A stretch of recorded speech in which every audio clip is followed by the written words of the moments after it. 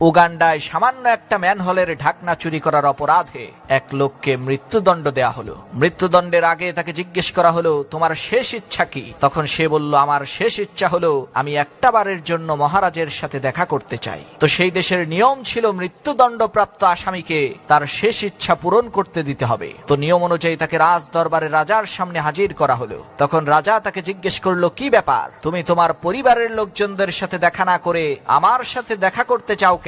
তখন সে চোর বলে উঠল, মহারাজ, আমার কাছে এমন একটা মহামূল্যবান গাছের বীজ আছে, সেই বীজ থেকে একটা গাছ হবে, আর সেই গাছ একজন মানুষের সমস্ত ইচ্ছা পূরণ করতে পারবে।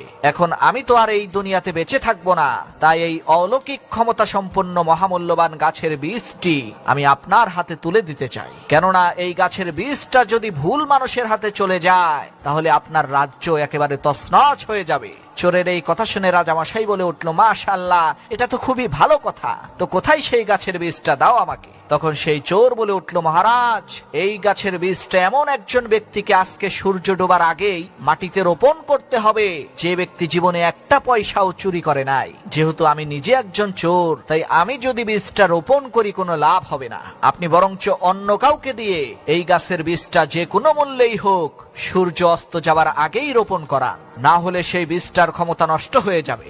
রাজামশাই যখন মন্ত্রীকে দায়িত্ব দিল, মন্ত্রী বলল, মহারাজ, আমাকে ক্ষমা করবেন, আমি এত টাকা পয়সা আদান প্রদান করি, দুই একটা টাকা এদিক সেদিক তো হয়ে যেতেই পারে, সুতরাং এই দায়িত্বটা আপনি অন্য কাউকে দেন। তখন রাজামশাই একে একে খাদ্যমন্ত্রী, অর্থমন্ত্রী, স্বাস্থ্যমন্ত্রী, শিক্ষামন্ত্রী সবাইকে ওই গাছের বীজটা লাগানোর জন্য বললেন, কিন্তু সবাই অস্বীকৃতি জানালো। তারা বলতে লাগলো, মহারাজ, আমরা এত টাকা পয়সা নাড়াচাড়া করি, যার কারণে দুই একটা টাকা তো এদিক সেদিক হয়ে যেতেই পারে, এর চাইতে ভালো হয় গাছটা আপনি নিজেই লাগান। তখন রাজা বলল, আরে কি সব যাতা বলো, আমি তো পুরো রাজ্য চালাই, তাহলে আমারও তো দুই একটা টাকা এদিক সেদিক হয়ে যেতেই পারে। তখন সেই চোর বলে উঠল, মহারাজ, চোর তো শুধু আমি একা না, আপনারা সবাই তো চোর, তাহলে কেন একটা ম্যানহোলের ঢাকনা চুরি করার অপরাধে আমাকে মৃত্যুদণ্ড দিলেন? চোরের এই কথা শুনে রাজামশাই লজ্জিত হয়ে বললেন, ঠিক আছে, যাও, তোমাকে মাফ করে দিলাম।